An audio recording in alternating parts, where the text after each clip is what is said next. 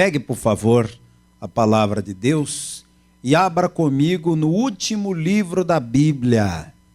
Qual é o último livro da Bíblia, minha gente? Apocalipse. No capítulo 20, olha como é fácil. De Bíblia fechada, você vai lá na contracapa, vira 2 folhinhas, pronto, já achou. Antepenúltimo capítulo da Bíblia. Apocalipse, capítulo 20. Eu vou ler os versículos 1 e 2. Está escrito assim: E vi descer do céu um anjo, que tinha a chave do abismo e uma grande cadeia na sua mão. Ele prendeu o dragão, a antiga serpente, que é o diabo e Satanás, e amarrou-o por 1000 anos. Amém? Preste atenção, vou ler de novo. E vi descer do céu um anjo, que tinha a chave do abismo e uma grande cadeia na sua mão. Ele prendeu o dragão, a antiga serpente, que é o diabo e Satanás, e amarrou-o por 1000 anos. Eu vou ler esse versículo 2 pela terceira vez, e quero que cada pessoa que está aqui comigo na sede da Paz e Vida, em João Pessoa, na Paraíba, repita em seguida, em bom tom e alta voz. Vamos ler 1 e o 2. E vi descer do céu, mais alto para todo o Brasil ouvir. E vi descer do céu um anjo, que tinha a chave do abismo e uma grande cadeia na sua mão. Ele prendeu o dragão, a antiga serpente, que é o diabo e Satanás, e amarrou-o por 1000 anos. Quem crê que isso é verdade? Crê que vai acontecer exatamente como está escrito aqui? Então desocupe as suas mãos e vamos dar uma linda e forte salva de palmas para a palavra do nosso Deus. Vamos aplaudir, minha gente, vamos aplaudir a palavra do Deus Todo-Poderoso. Senhor Deus e Pai Todo-Poderoso, a tua palavra agora será pregada. Vem, Espírito Santo, tome a boca do pregador, tome os lábios do mensageiro, envia a tua palavra com poder e autoridade, e que a tua palavra, uma vez enviada, ela vá e produza resultado para o qual está sendo mandada, em nome de Jesus. Diga amém, Jesus. Senta, por favor, igreja. Hoje eu quero falar com você sobre o milênio. Que milênio é esse? É um período de 1000 anos em que Cristo reinará sobre a terra. Eu vou te mostrar dentro da palavra de Deus como será esse governo de Cristo na terra. Mas primeiro você precisa partir do ponto que o milênio é um período literal. Literal. Existem diferentes interpretações teológicas sobre Apocalipse 20, mas a interpretação que a nossa igreja acredita é aquela que diz que a igreja será arrebatada antes da grande tribulação. Nós não ficaremos aqui para a grande tribulação, a não ser que você faça questão de ficar, aí tudo bem, eu respeito. Alguém faz questão de ficar? Tá todo mundo querendo subir? Então tá bom. Mas se você ficar, pode, viu? Eu libero. Não vamos brigar por isso. É claro que você não quer ficar aqui na grande tribulação, mas a palavra de Deus nos deixa claro que a igreja será poupada da grande tribulação.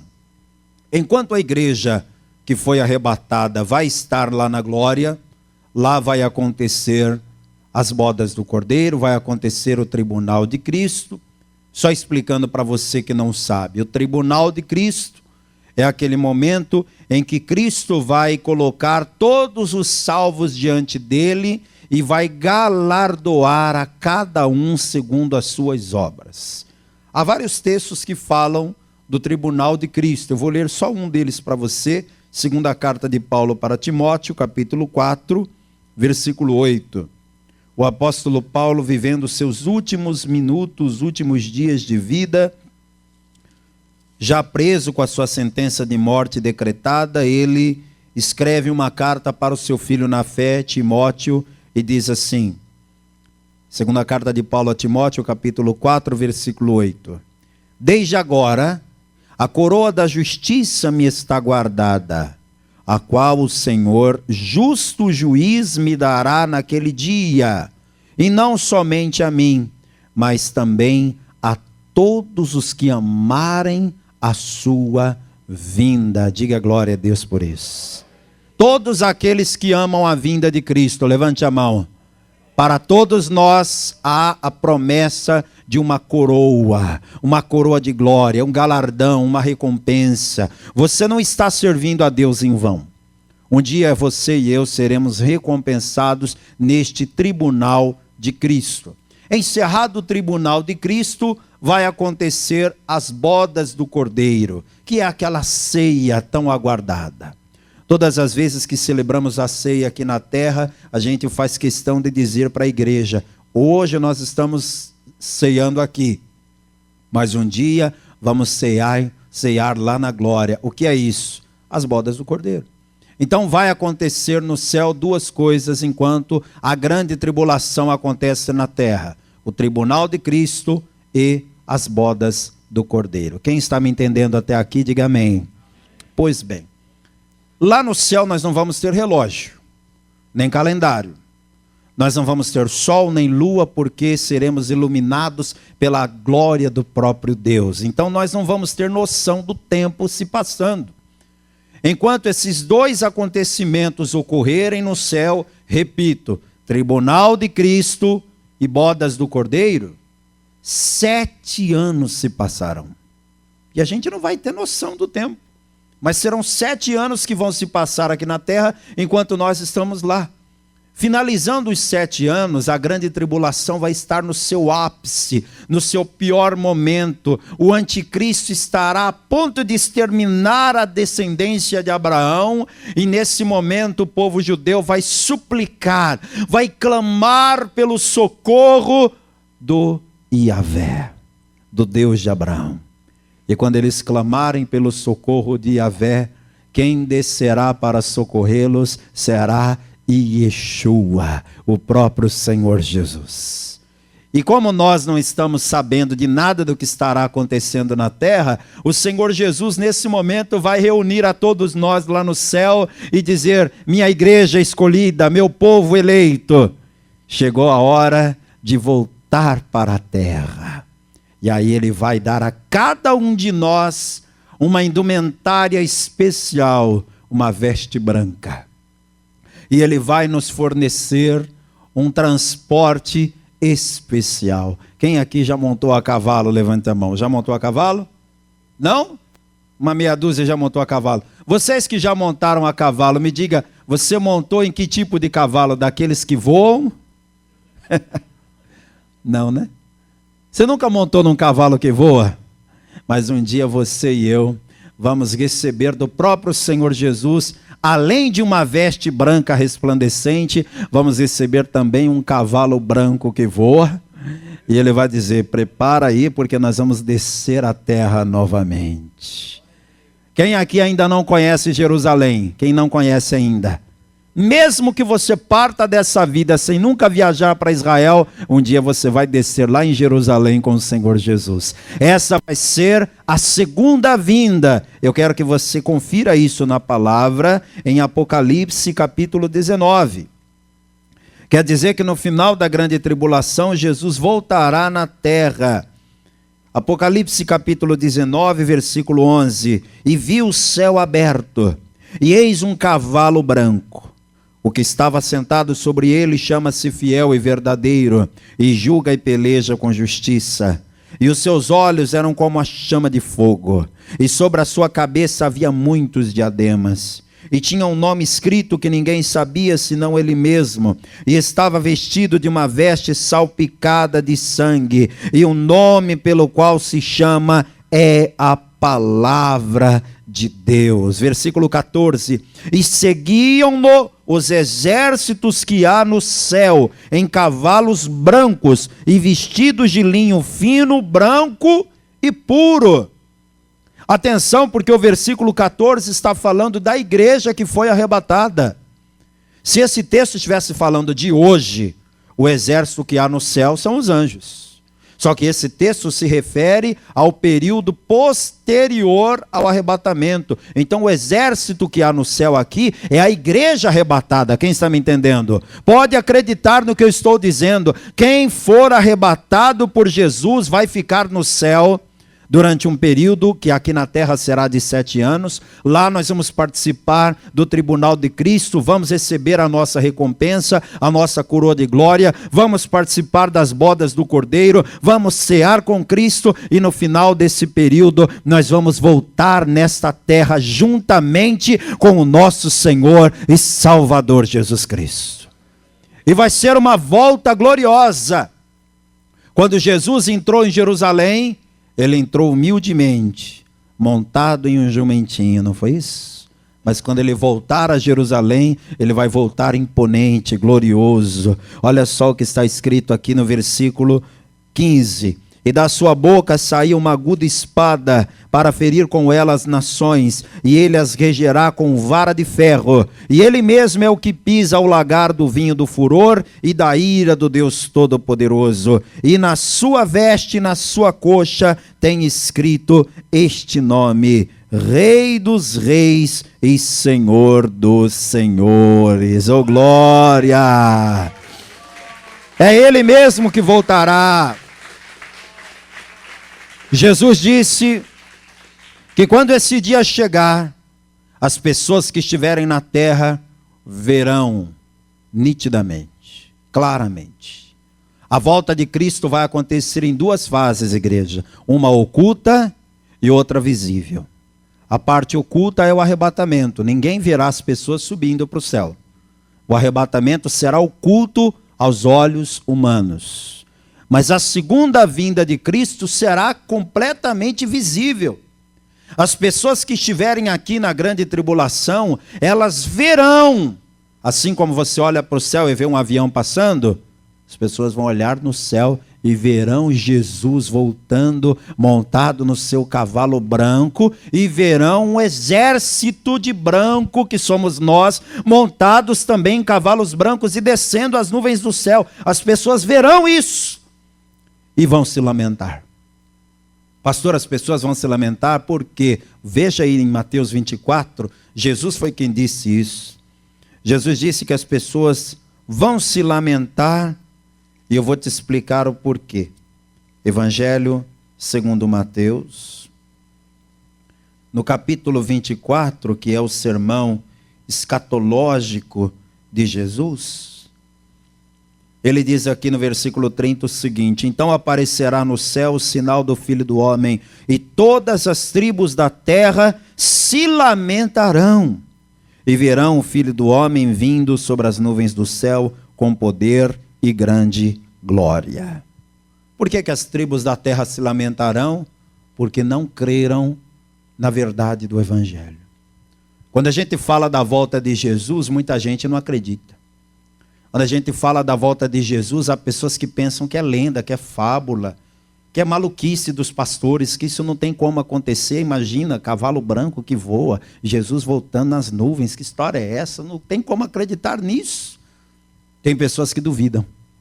E muitos dos que duvidam vão contemplar isso e vão se arrepender, dizendo: eu tantas vezes ouvi essa pregação, tantas vezes eu li isso na Bíblia, tantas vezes me contaram que ele voltaria nas nuvens do céu e eu não acreditei. As tribos da terra se lamentarão por isso. Então, de duas uma: ou você vai estar aqui na grande tribulação e verá Jesus voltando e vai se lamentar porque não creu e ficou aqui, ou então você vai estar celebrando, glorificando e descendo nas nuvens do céu juntamente com Jesus. O que é que você prefere, hein? De que lado que você vai estar? Escolha hoje, decida hoje. Muito bem, quando Jesus chegar na terra, ele vai derrotar o anticristo, a besta, o falso profeta, e aí vai se cumprir o que está escrito em Apocalipse capítulo 20, que foi onde eu comecei a mensagem. O diabo, o dragão, a antiga serpente, Satanás, será amarrado no abismo, e ali ele vai permanecer por 1000 anos.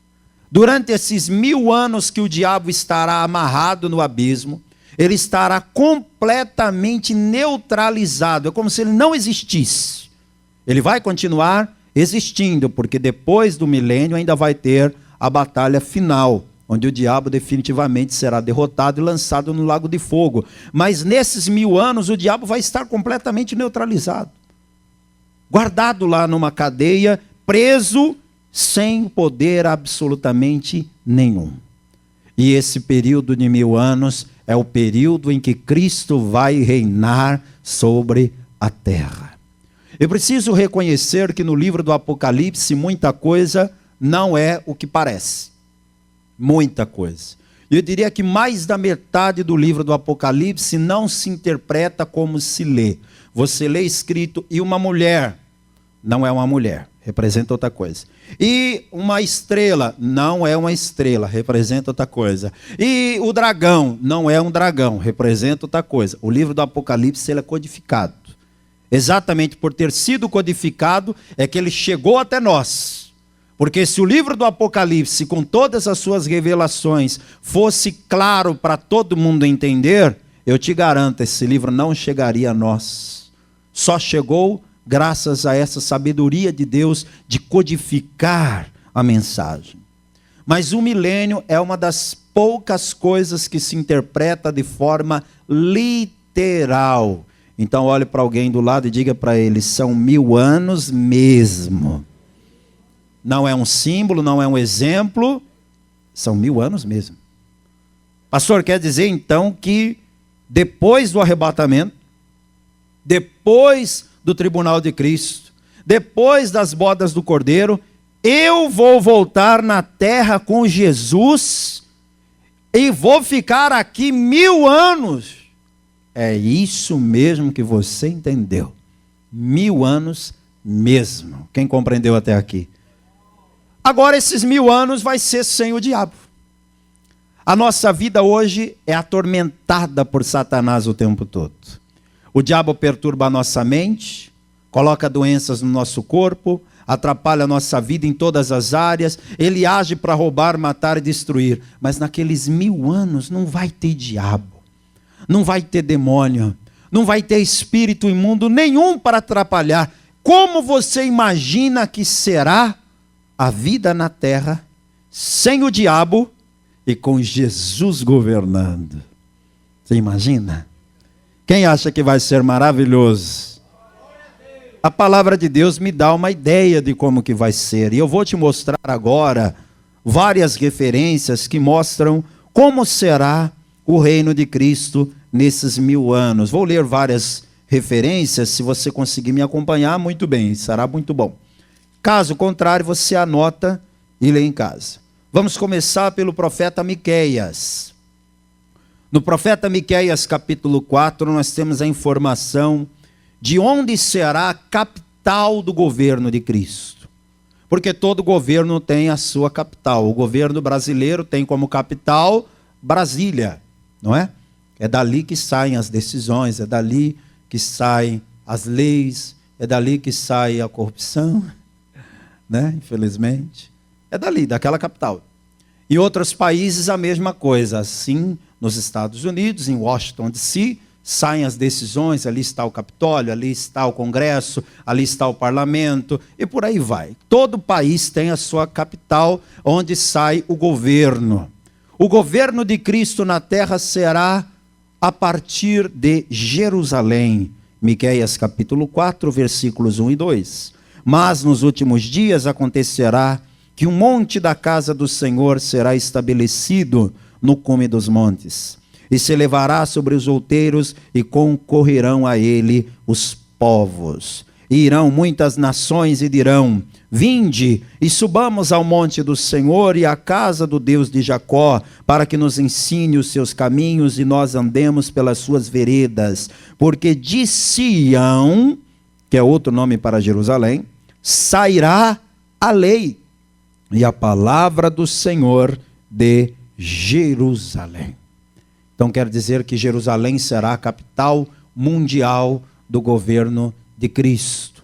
Em Apocalipse capítulo 5, vá comigo lá, nós temos uma das informações, são vários lugares que falam isso, mas Apocalipse capítulo 5, versículos 9 e 10, deixa claro que nós, a igreja que foi arrebatada e que voltou à terra com Cristo, reinaremos com Ele.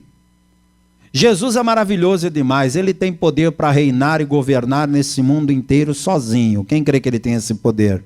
Ele tem essa capacidade, porque Ele é Deus, porque Ele é onipresente, Ele é onisciente, Ele é onipotente. Mas ao invés de governar tudo sozinho, Ele vai estabelecer cada um de nós como parte do seu governo. Oh, maravilha!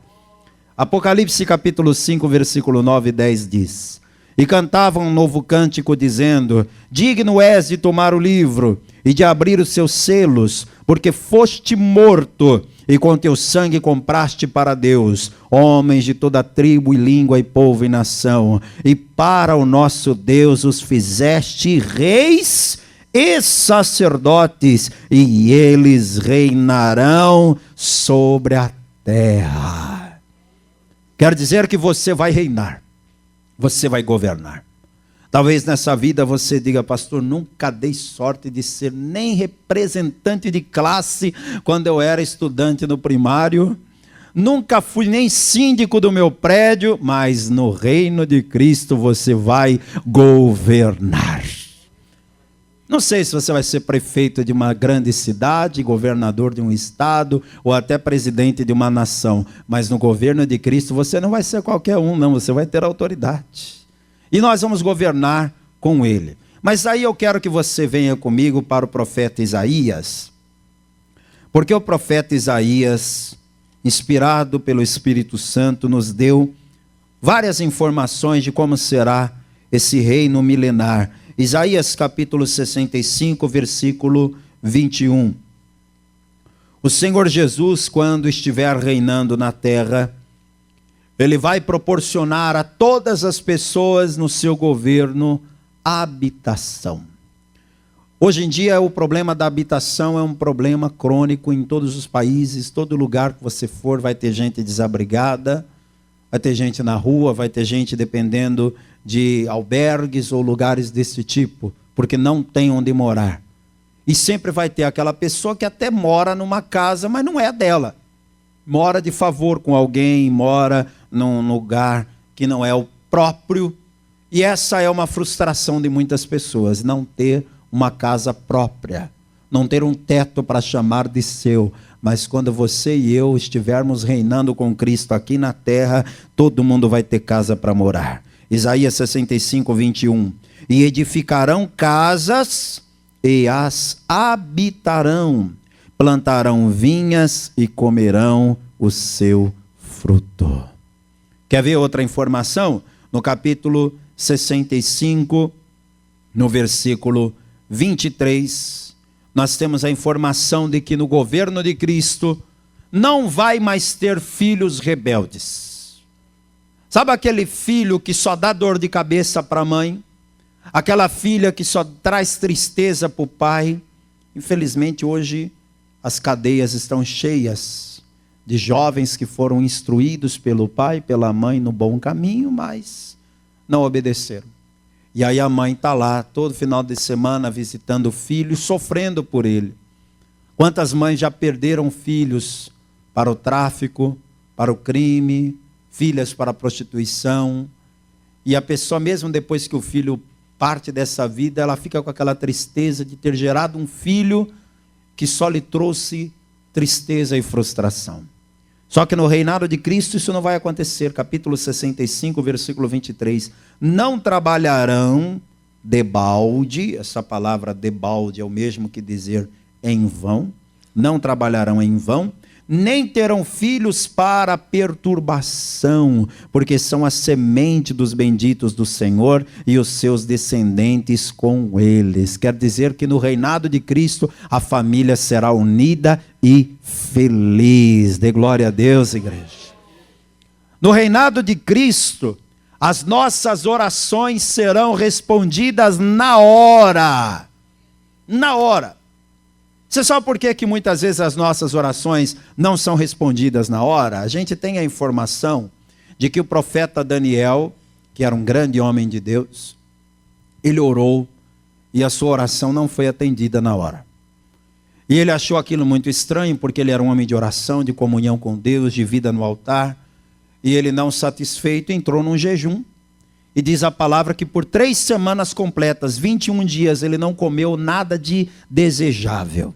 Ele se consagrou ainda mais, orou muito, jejuou muito. E no final dos 21 dias veio um anjo lhe trazendo a resposta. E o anjo disse: Daniel, você é um homem muito amado diante de Deus. Desde o primeiro dia que você orou, a tua oração foi ouvida.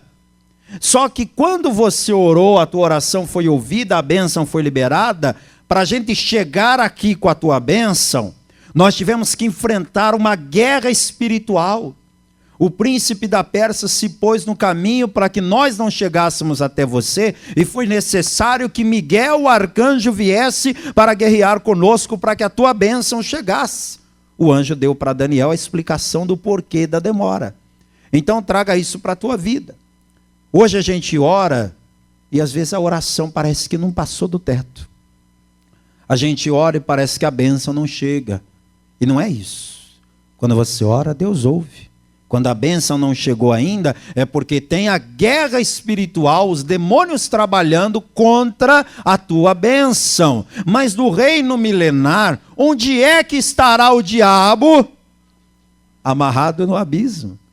Então não vai ter mais aquele negócio de você orar e os demônios ficarem no meio do caminho tentando interceptar a tua bênção. No meio do período do governo de Cristo, você vai orar e a oração será ouvida na hora. Versículo 24. E será que antes que clamem, eu responderei. Oh glória! Estando eles ainda falando, eu os ouvirei. Cristo vai estar em Jerusalém governando e você pode estar em qualquer lugar do mundo. Você vai falar com Ele e Ele vai te atender, Ele vai te ouvir, Ele vai te responder. A oração vai ser respondida na hora. Está gostando de saber como vai ser o governo de Cristo? Leia mais um pouquinho comigo. A natureza será modificada. Você sabe que a natureza subsiste por meio de uma cadeia alimentar. Uma espécie que se alimenta da outra. A gente aprendeu isso na escola, estamos acostumados com isso, não é? Mas olha o que diz o versículo 25. O lobo e o cordeiro se apacentarão juntos. Como assim, pastor? É isso mesmo que você leu. O lobo e o cordeiro se apacentarão juntos, e o leão comerá palha como boi. E o pó será a comida da serpente. Não farão mal nem dano algum em todo o meu santo monte, diz o Senhor. Que coisa fantástica. Você consegue imaginar um lobo e um cordeiro juntos? Porque você sabe que o lobo é o predador do cordeiro. Se um lobo vê um cordeiro, ele vai para cima para devorá-lo. Só que a palavra está dizendo que no reino milenar, o lobo e o cordeiro vão ficar juntos, sendo apacentados juntos. E o mais fantástico de tudo, serão herbívoros. Você leu aí o versículo dizendo que o leão comerá palha como boi? Ah, esse eu quero ver. Imagina um leão comendo capim, comendo palha. Dá para imaginar? Difícil até de imaginar, né? Mas a palavra diz que vai ser assim. O que mais que a palavra diz aqui? O pó será a comida da serpente. Existe no mundo mais de 2.300 espécies de serpentes. Dentre essas 2.300 espécies, cerca de 300 delas vivem no Brasil. No Brasil tem mais de 300 espécies de serpentes. Agora, uma curiosidade é: todas as serpentes que existem no mundo são carnívoras.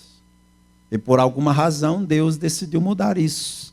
Lá no reino milenar, o pó será a comida da serpente. A natureza será modificada. Interessante, né? E o versículo ainda diz que eles não farão mal nem dano algum. Quer dizer então que você, irmã, que gosta daquela estampa animal print, Você que gosta daquela roupa toda de onça pintada, você acha bonito? Você colocou um tapete com a estampa de onça pintada na tua sala? No governo de Cristo você vai poder ter uma onça pintada de verdade em casa. Já pensou que legal? Você que tem um cachorrinho em casa, chama ele de Leão. Leão, vem, vem, vem. Quando vai ver um cachorrinho desse tamanho, se quiser ter um leão de verdade dentro de casa, vai poder. Posso exagerar um pouquinho mais? Você que tem aquela bolsa de couro de cobra, se você quiser ter a cobra de verdade em casa, vai poder. Porque ela não vai fazer mal nenhum, só vai comer poeira. Acho que ainda vai ajudar na limpeza de casa. Você vai querer uma?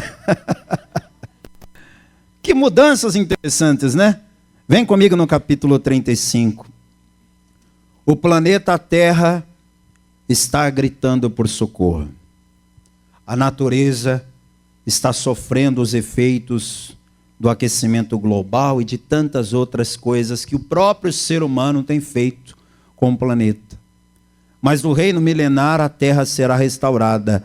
Isaías 35, versículo 7. E a terra seca se transformará em tanques, e a terra sedenta em mananciais de águas. E nas habitações em que jaziam os chacais haverá erva com canas e juncos. Quando você lê esse versículo, você lembra do sertão paraibano? Você lembra de outras partes do Brasil, onde há muita seca, onde há muito sofrimento? A palavra está dizendo que a terra seca vai se transformar em tanques, em mananciais. Nos lugares que só tinham os chacais, os urubus procurando carniça, ali haverá ervas, canas e juncos. Ou seja, Deus vai restaurar a terra, o planeta vai ser um planeta sustentável. O planeta Terra será um lugar maravilhoso para se viver. Serão 1000 anos de muita bênção e de muita felicidade. E eu vou caminhando para o final, eu quero ir com você no capítulo 55. Infelizmente, no mundo de hoje, há muita violência, muita insegurança, muito medo. A gente sai de casa preocupado, pensando se vamos voltar. Pessoas perdem a vida o tempo todo em coisas comuns. Foi ali comprar o pão na padaria, foi assassinado no caminho. Sabe? A violência desse mundo é realmente algo que precisa de uma providência. Mas o mundo não está conseguindo resolver. Os governos da terra não conseguem resolver.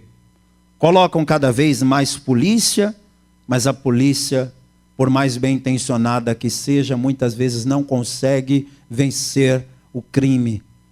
Sem falar em outros problemas que às vezes acontecem dentro da própria polícia, quando se corrompe e acaba se tornando um braço do crime organizado. Isso existe em muitos lugares do país, e não só do Brasil, mas do mundo. Mas no governo de Cristo vai acabar a violência e a sensação de insegurança. Isaías 55, 12 está escrito: porque com alegria saireis e em paz sereis guiados. A pessoa vai sair de casa com alegria, sabendo que está tudo bem, e vai voltar para casa em paz, sabendo que tudo está no controle do Senhor Jesus Cristo, que é aquele que está reinando sobre toda a terra. Vamos aplaudir o Todo-Poderoso. Toda a igreja fica de pé, por favor. Você talvez está se perguntando, por que Jesus vai reinar na terra 1000 anos? Qual que é a necessidade disso? Por que Jesus não desce na terra, derrota o anticristo e começa logo o reino milenar? Começa logo o juízo final. Para que esse reino milenar? Entenda, tudo que Deus faz tem propósito. E o reino milenar vai ter um propósito. E sabe qual?